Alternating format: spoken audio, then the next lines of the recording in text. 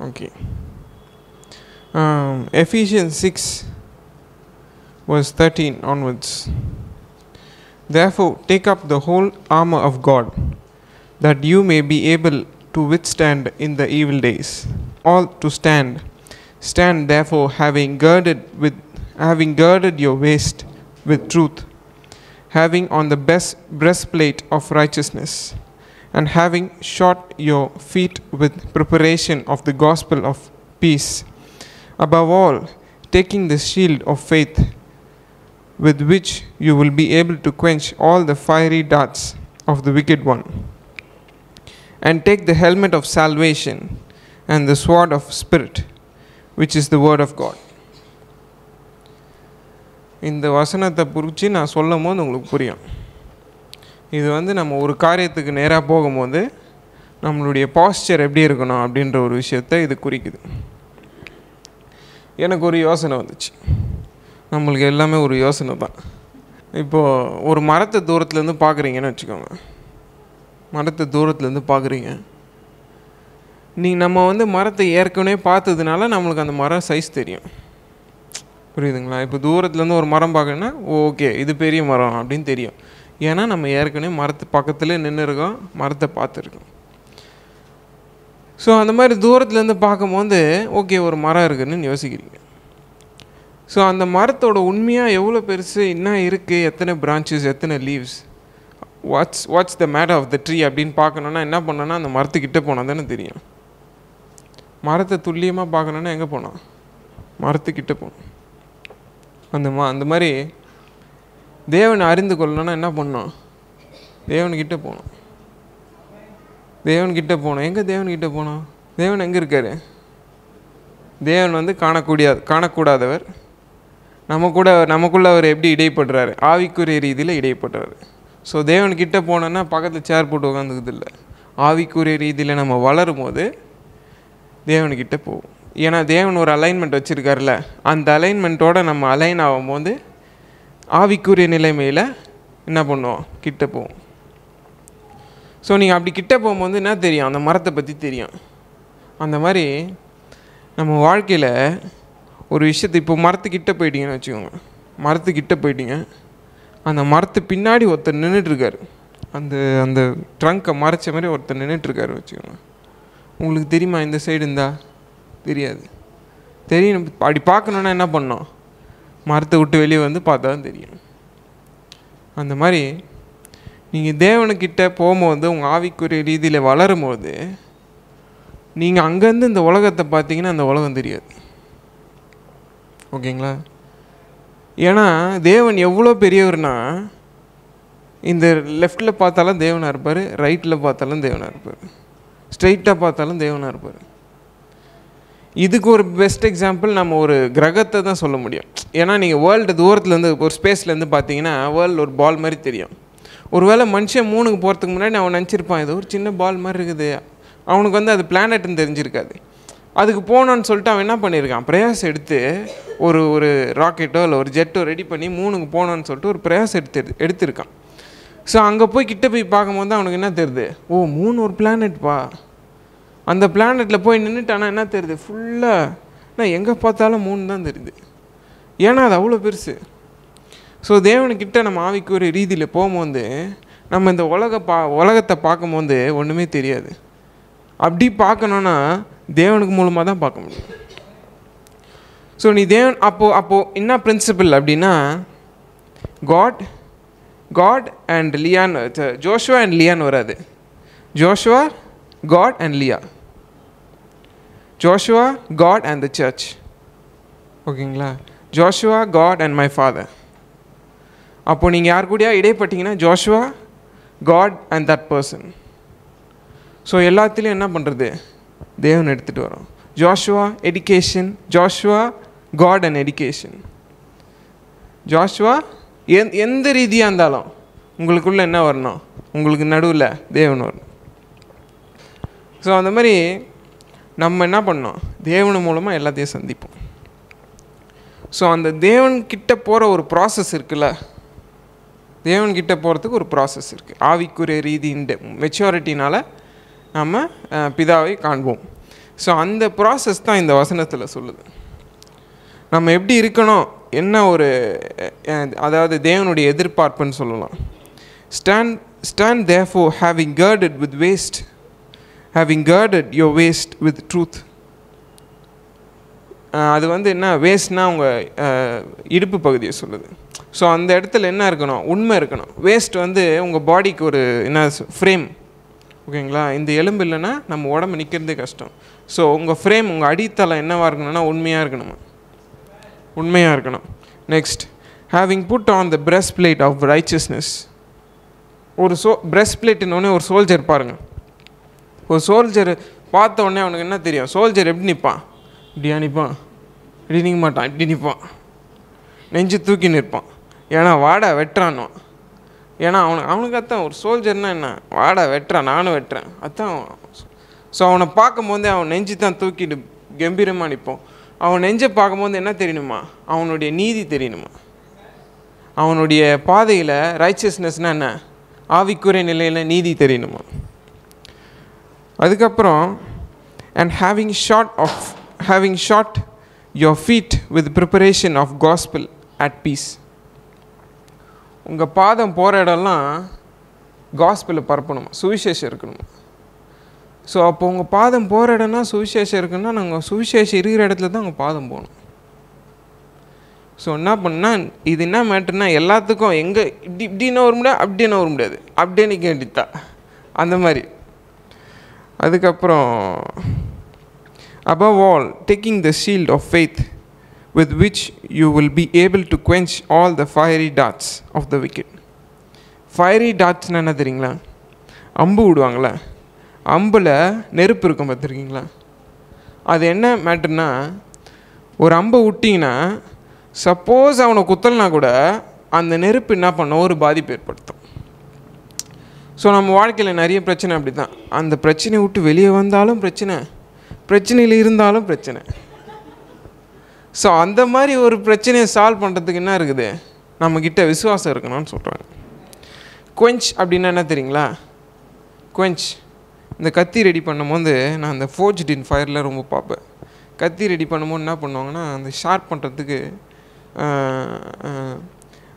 எண்ணெயில் விட்டுட்டு எடுத்த உடனே அந்த நெருப்பில் வச்சு அடிச்சுட்டு எண்ணெயில் விடின உடனே நெருப்பு வரும்.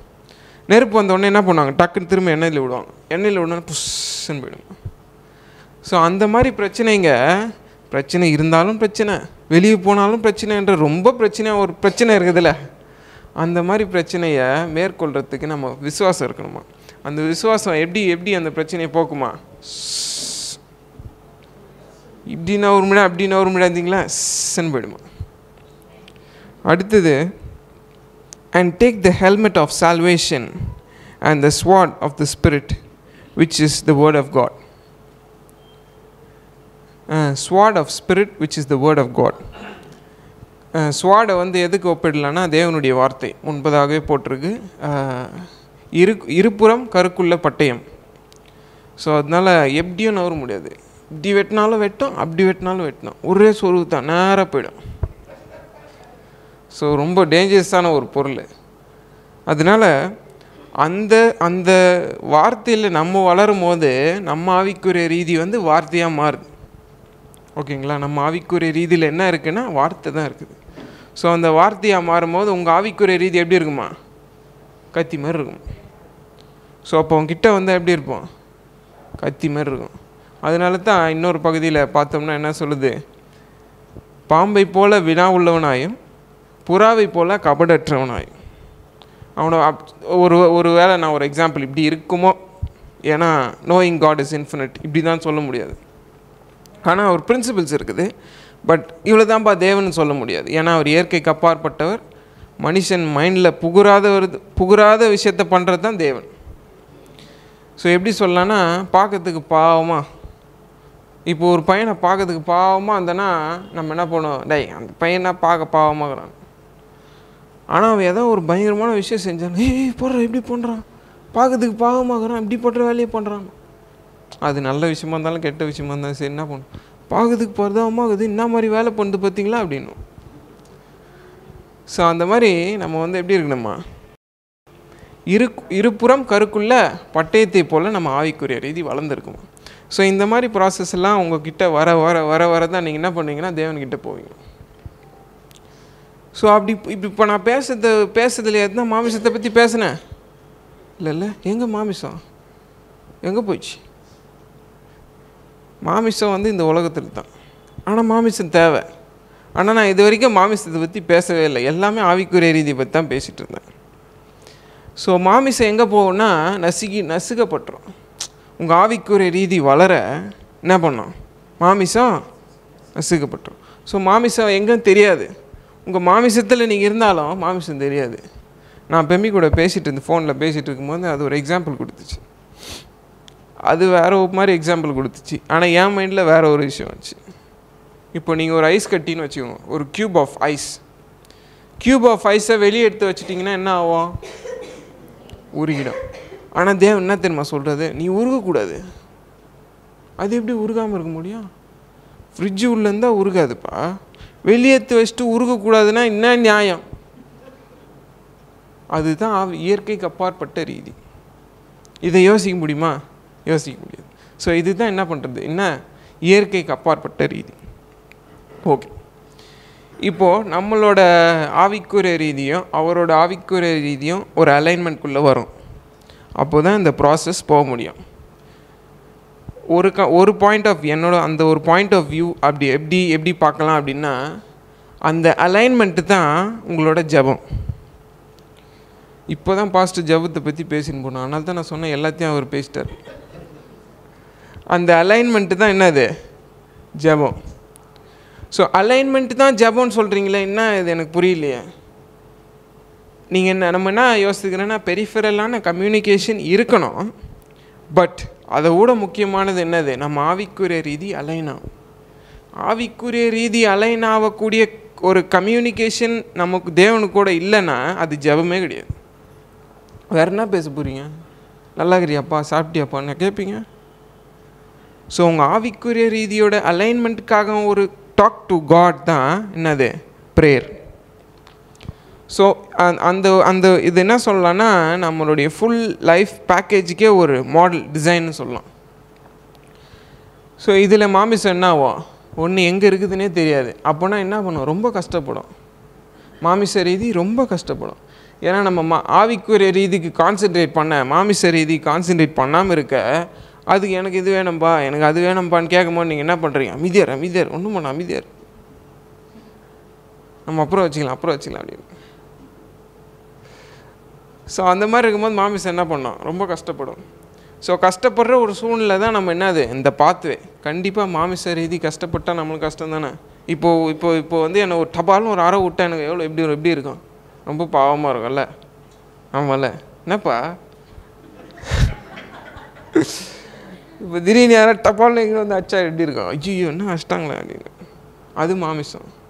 ஸோ அந்த மாதிரி அடி இல்லை, ரொம்ப பயங்கரமாக விடும். அதனால் மாமிச ரீதி ரொம்ப கஷ்டப்படும். ஸோ இதுதான் மேட்ரு. இந்த மேட்ரை ஒரு அந்நியன்கிட்ட சொல்லணும்னா என்ன சொல்லுவீங்க? என்னன்னு சொல்லுவீங்க? அவனுக்கு வந்து ஆவிக்குரிய ரீதி தெரியாது. தேவனை நம்புப்பா, மாமிச ரீதி உடைக்கப்படும் சொன்னீங்கன்னா அவன் என்ன பண்ணுவான்? ஓட்டுருவான். ஐயோ வேணாப்பா, ஏன்னா நான் இங்கே சம்பாதிச்சு நல்லா வாழ்கிறேன்ப்பா, எனக்கு வேணான்னு ஓட்டுருவான். ஸோ அப்போ எப்படி தான் சொல்லுவீங்க? இங்கே என்ன சொல்லியிருக்குன்னா, சால்வேஷன் ஆஸ் யுவர் ஹெல்மெட்னு சொல்லுது. ஸோ சுவிசேஷம் வந்து நம்மளுக்கு என்னதுன்னா ஹெல்மெட், அதுதான் பேஸ். ஒரு காலத்தில் வந்து சுவிசேஷம் சொன்னவருக்கு ஆட்களும் இருக்கிறாங்க, புரியுதுங்களா? ஆனால் அந்த காலம் எல்லாம் கடந்து வந்துட்டோம். ஸோ இப்போது ஒருத்தவங்களை பார்த்து இன்னும் யாரும் தேவன் அறிஞ்சிக்கணும்னா அவங்கள பார்த்து அறிஞ்சிக்க முடியும். அதுதான் ஒரே வழி. இப்போ நீ ஏன்ப்பா பிரசங்கம் பண்ணுற, இறங்கி பண்ணுறீங்களா? நான் வந்து உங்ககிட்ட ஒரு ஐடியா தான் கொடுக்குறேன். அதை நீங்கள் எடுத்து ப்ராசஸ் பண்ணும்போது தான் உங்கள் வாழ்க்கை மேற்கொள்ளும். அந்த ஐடியா அப்படி கேட்டு அப்படி போயிடுச்சுன்னா ஐடியா வேணும். புஷ் புஷ் ஆள்தான். ஸோ இந்த ஐடியா நீங்கள் ரிசீவ் பண்ணி உங்கள் மாமிச ரீதியில் உங்கள் ஆவிக்குரிய ரீதியில் பயன்படுத்தும் போது தான் என்ன வரும்? உங்கள் ஆவிக்குரிய ரீதி வளர்க்கப்படும். அப்போ தான் நீங்கள் அந்த ஜேர்னிக்குள்ளே போவீங்க. ஓகே, இப்போ வந்து உங்களுக்கு ஒரு ஆஃபர் நான் என்னோடய ரீதியிலேருந்து சொல்கிறேன். இப்போ நான் படித்து 3rd year எனக்கு ஒரு ஆஃபர் வந்துருக்குன்னு வச்சுக்கோங்க. ஒரு கம்பெனிலேருந்து ஒரு நல்ல ஆஃபர். ஒரு மாதத்துக்கு எவ்வளோ வேணும், ஒரு லட்ச ரூபா ஆஃபர்னே வச்சுக்கோங்களேன். சும்மா செலவுலாம் கொடுக்க மாட்டாங்க. 1 லட்ச ரூபா ஒரு ஆஃபர் வருது, நல்ல இடம், பக்கத்துலேயே வேலை அப்படின்னீங்கன்னா நம்ம என்ன பண்ணுவோம்? ஓகேப்பா அதுக்கு ஏன்ப்பா யோசிக்கிறேன், நாளைக்கே வேலைக்கு போ, அவ்வளோதான், செட்டில், லைஃப் செட்டில்னு சொல்லிட்டு என்ன பண்ணுவோம்? புஷ்குன்னு போய்டும். இப்போ ஒரு பாஸ்டர் இருக்கிறார், எங்கள் அப்பா இருக்கிறார். எங்கள் அப்பா ஒரு பாஸ்டர், தெரியும்ல? ஓகே, பாஸ்டர் இருக்கிறான்னு வச்சுக்கோங்க. பாஸ்ட்டுக்கு அப்புறம் யார் வருவா? பையன் வருவான். அதுதான் உலக வழக்கம். அதனால என்ன பண்ணுறாங்க? ஐயா என் மகன் பாஸ்டர் ஆகணும்னு சொல்லிட்டு என்ன பண்ணிடுறாங்க? அவனுக்கு பாஸ்டர் ஆக தகுதி இருக்குதோ, அவனுக்கு பாஸ்டரிங் தெரியுமோ தெரியாதோ, தேவனை படிச்சிருக்கானோ, தேவன் அவனுக்கு கூட இடைப்பட்டிருக்காரோ தெரியாத என்ன பண்ணிடுறாங்க? பாஸ்டரா ஏறி பேசு, அவன் கதை இதெல்லாம் சொல்கிறான். ஏன்னா அவங்ககிட்ட சொல்ல அவ்வளோதான் இருக்குது. அவன் கஷ்டப்படுறான், அவனால் சொல்ல முடியல.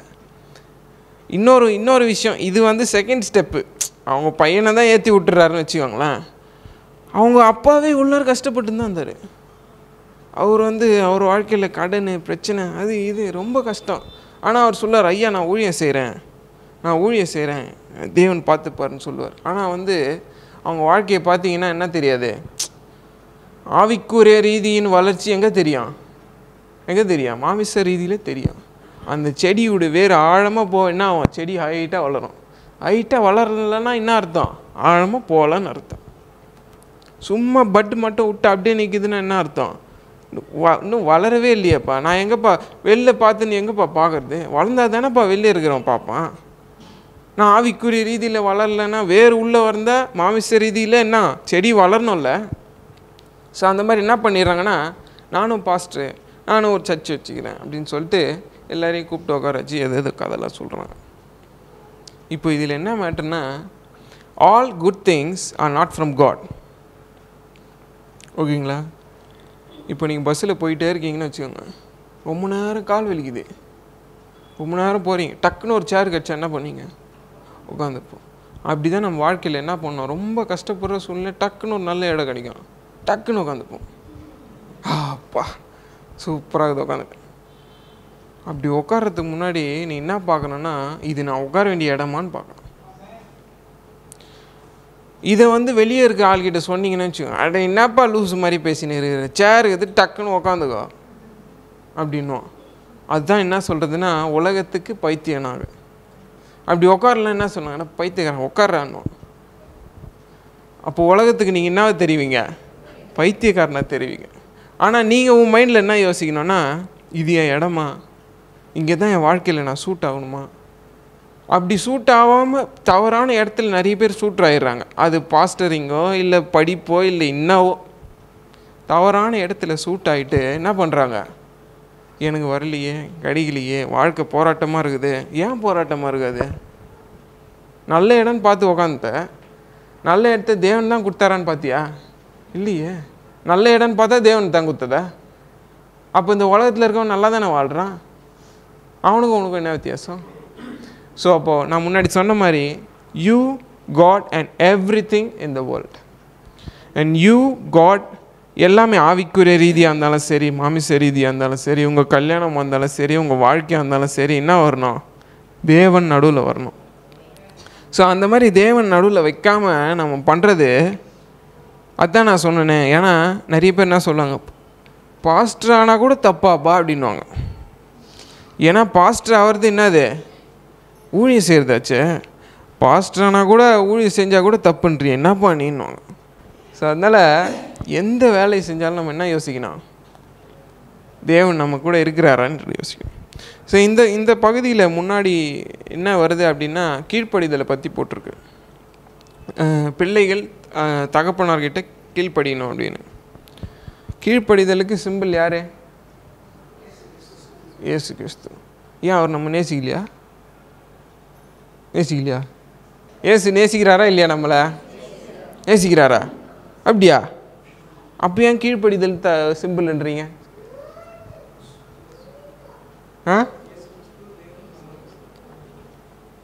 ஏன் சொல்கிறீங்க? அவருக்கு வந்து உங்களை நேசிக்கிறத விட பிரதானமான வேலை ஒன்று இருந்துச்சு. நேசிக்கிறது நல்லது தான், பாஸ்டர் ஆகிறது நல்லது தான், புரியுதுங்களா? பாஸ்டர் ஆகுதும் நல்லது, சுவிசேஷம் சொல்கிறதும் நல்லது தான். ஆனால் உன் வேலை என்னான்னு தெரியணும். கிறிஸ்து உன்னை நேசிக்கிறத விட அவர் வேலை என்ன மேன்மையாக தெரிஞ்சிச்சுன்னா, பிதாவானவருக்கு கீழ்ப்படிகிறது தான் மேன்மையாக தெரிஞ்சிச்சு. அவர் பிதாவானவருக்கு கீழ்ப்படிது மேன்மையாக தெரிந்ததுனால தான் நீ இன்றைக்கி இங்கே உட்காந்துக்கிற. ஓகேங்களா? ஸோ அவர் பண்ண அந்த கீழ்ப்படிதல்னால நம்ம எல்லாரும் என்ன பண்ணப்பட்டிருக்கோம், வலது பாரிசத்தில் ஒரு வரக்கூடிய ஒரு வாய்ப்பை பெற்றிருக்கோம். ஸோ இயேசு கிறிஸ்து நம்மளை நேசிக்கிறேன், நான் அவரை நேசிக்கிறேன்ப்பா, ஜீசஸ் லவ்ஸ் யூன்னு. Jesus loves me very much, I know that. ஓகேங்களா? தேவன் கிறிஸ்து என்ன, இயேசு கிறிஸ்து என்ன ரொம்ப நேசிக்கிறார் தான். அவர் இஸ் எ சிம்பிள் ஃபார் லவ்னு சொல்லலாம். ஏன்னா நம்ம மாமிச ரீதியில் இந்த உலகத்தில் எப்படி வாழணும்னு பார்த்தோம்னா கிறிஸ்துவை பார்ப்போம், எல்லா ரீதியிலையும் பார்ப்போம். அது அன்பாக இருந்தாலும் சரி, இல்லை என்ன சொல்கிறீங்க ஆவிக்குரிய ரீதியின் வளர்ச்சியாக இருந்தாலும் சரி, நம்ம யாரை பார்ப்போம், கிறிஸ்துவை பார்ப்போம். ஸோ கிறிஸ்து என்ன பண்ணார், அவர் ஒரு குமாரனை தேவனிடத்தில் நம்மளை கூட்டின்னு போகிற ஒரு மீன்ஸாக இருந்தார். எப்படி இருந்தார்னா கீழ்ப்படிதனால இருந்தார். ஸோ நம்ம வாழ்க்கையில் all things are not from God. So நம்ம வாழ்க்கையில் என்ன பார்க்கணுன்னா, நம்ம உட்காந்துருக்கிற இடம் தேவனுடைய இடமான்னு பார்க்கணும். அது நல்ல இடமா இருந்தாலும் சரி, கெட்ட இடமா இருந்தாலும் சரி, இல்லை ரொம்ப ட்ரம்ப்பு பக்கத்துலேயே சீட்டு கொடுத்தாலும் சரி. ஆனால் நம்ம என்ன பார்க்கணுன்னா, அங்கே தேவன் இருக்கிறாரான்னு பார்க்கணும். அப்போ என்ன ஆகும்னா, நம்ம மாமிசத்துக்கு இடம் இருக்காது. ஸோ அப்போ மாமிசம் என்ன ஆகும், காணாமல் போயிடும். அப்போ காணாமல் போயிடுச்சுன்னா நீ உலகத்தை அவனுக்கு இதை எப்படி சொல்லுவ, உன் வாழ்க்கையின் மூலமாக தான் சொல்லு. ஓகேங்களா? சொல்கிறீங்களா? ஓகே, ஆவிக்குரிய ரீதியில் வளர்வோம். சுவிசேஷம் எப்படி போவோம், நம்ம வாழ்க்கையை பார்த்து தான் போவோம். அப்போ நம்ம வாழ்க்கையை மாற்றணும்.